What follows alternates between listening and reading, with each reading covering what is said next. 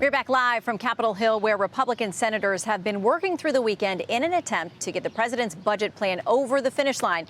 The president has been working to convince holdouts to get on board with the bill. Success last night with that first step in this process. Now, all this comes days after he returned from a NATO summit where he got new commitments from partner nations and reassured some skittish counterparts. Joining me now, Delaware Democratic Senator Chris Coons, who was at the NATO summit as well. Welcome back to the show. It's good to have you. Thanks. Great to be on with you, Shane. Okay, so let's start here. There's now a commitment from just about every member nation to get to 5% of their GDP for defense spending. The Secretary General gives the president credit. There was this text message between the two that the president released, and the Secretary General said he was fine with that. It said this: Donald, you have driven us to a really, really important moment for America and Europe and the world. You will achieve something no American president in decades could get done. Europe is going to pay in a big way, as they should, and it will be your win. Now, I know you're concerned about the way some of that money will be spent moving forward, but do you give him the win? Absolutely. I think this was a successful NATO summit from every perspective. Having President Trump recommit to Article 5, having our European allies, our transatlantic allies come together and commit to significant increased investment in their security is positive from every perspective. What I have said is we need to make sure those funds are spent wisely, that we coordinate well. Look, frankly, part of what drove this was also Putin's aggression against Ukraine. We stand united in supporting Ukraine's fight for freedom. And what I heard about the meeting between President Zelenskyy and President Trump was encouraging as well. Overall, I thought it was a big success, the NATO summit. Did you meet with President Zelenskyy as well? I did. Can you tell us much about that meeting and that conversation? He was upbeat and positive. He's asking not for American funding for more weapons, but for the ability to buy more American weapons, given that Europeans are funding their next round of weapons acquisition. He really needs air defense because Putin's Russia continues to hammer civilian targets within Ukraine, schools and hospitals and apartment buildings, and they're striking military targets. They just pulled off a spectacular strike deep inside Russia. President Trump's called for a ceasefire. President Zelenskyy has agreed. President Putin is not agreeing. He's continuing to strike deep into Ukraine, and I hope that President Trump will realize that Putin's playing him and that he needs to come down harder on Russia. Senators Graham and Blumenthal have a sanctions bill that I hope we will take up and pass next week. Okay, so before we leave NATO, I want to talk to you about the Secretary General praising President Trump over this situation with Israel, with Iran. Of course, while you guys were there, that was just playing out, the aftermath of that. Here is the Secretary General with praise for those strikes. I just want to recognize your decisive action on Iran. Thank you. You are a man of strength, but you're also a man of peace.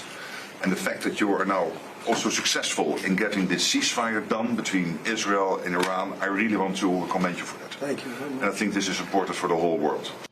I actually referred to him as Daddy at one point, saying he's the one who got the two kids to stop fighting in the back seat.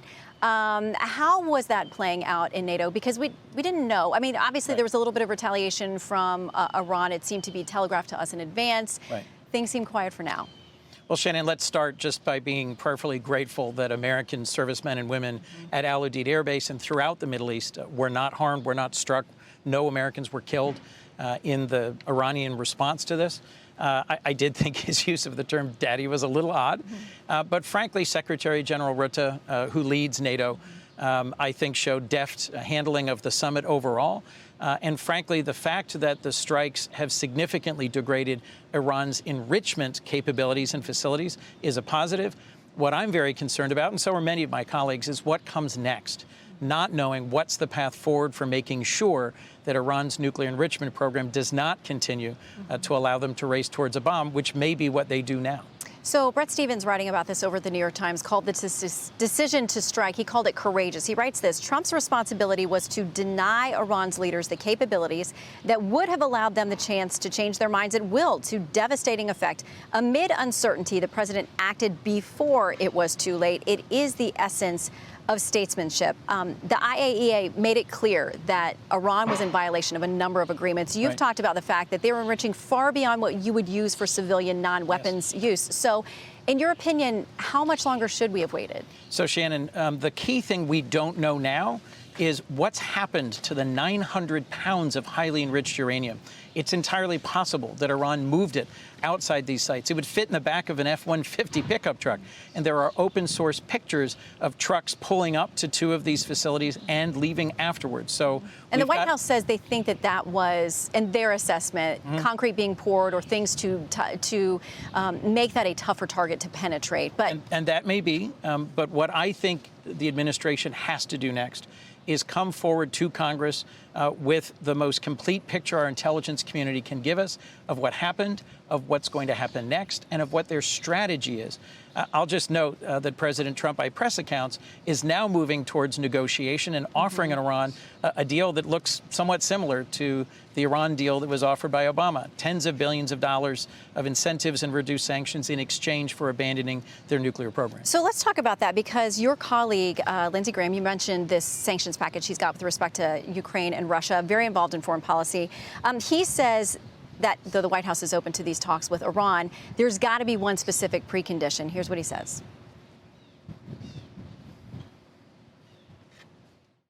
If you don't get a commitment up front that Iran from this day forward abandons its stated desire to wipe out Israel, if they're not willing to recognize the Jewish state, you're wasting your time. All right, so this is a government that chants death to Israel. Yes, are we and death to America. And, of course, death to America. Are we to expect that they are a valid, legit negotiating partner if they can't come to the table and say, okay, we recognize Israel has at least the right to existence? That should be one of the key issues on the table. Look, when the IAEA said that they no longer were following their non-proliferation treaty obligations, that meant that what they've long said was their position. Iran claims to have a right to enrich. They've abandoned that. They've abandoned those commitments. And you're right. The fact that for decades they've said we want to eliminate Israel from the face of the earth is what makes them uniquely dangerous as a country with a nuclear program. What do you make of the leak? I mean, the FBI is now investigating the leak that had this initial low confidence estimate out there. The White House speculates it may have come from a lawmaker. What do you think should happen to that leaker? Look, all of us need to be committed to protecting sensitive and classified information. Administrations, both Democrat and Republican, have struggled to make sure that leaks within the administration or in Congress don't happen. I do think that just a few months ago, there was an alarming incident where the National Security Advisor and Secretary of Defense were trading over Signal, an unsecure app, details about an imminent strike on the Houthis. So I think we should be measured and wait for the intelligence to come out about exactly who leaked what here before any action's taken. All right, another big headline this week for your party was about the Democratic mayoral primary in New York City. So a lot of attention. The man who won, Zohran Mamdani. We're going to scroll some things on our screen that have been attributed to him that he's publicly embraced. He's been described as anti-Semitic, anti-law enforcement. He wants to banish private health insurance, guns, and prisons. He says no cooperation with ICE, and the list goes on. Does he speak for you as a Democrat? Is he welcome in your party as kind of a standard bearer of potentially the largest? I don't share any of the positions that you just described. But look, before we conclude, we can't mistake what is about to happen here and what I think that has in common with voters in New York. Voters in New York, I think, were principally moved by concerns about costs of housing, costs of groceries, costs of health care. President Trump's campaign was partly successful because he said he would reduce costs. But the big and not very beautiful bill that we are about to vote on here in the Senate is going to cut $900 billion out of Medicaid, is going to throw, according to the Congressional Budget Office, it can't, there is not that much waste in Medicaid. You heard Senator Banks. He said it's people who don't belong on this. And he says they're going to force a vote on whether people who are in this country illegally should be getting Medicaid benefits. How will you vote on that amendment? And Senator Banks knows that Medicaid is not available. The federal funding under Medicaid does not go to people who are not American citizens. It's not supposed to. There are states that are using their state funding to provide health care for people who are undocumented. But let's be clear. Those cuts are not about throwing people off of Medicaid who are not here legally. They are about imposing more and more requirements on the beneficiaries of Medicaid. Let me put it simply this way. I had 36 nurses from Delaware visit me this week.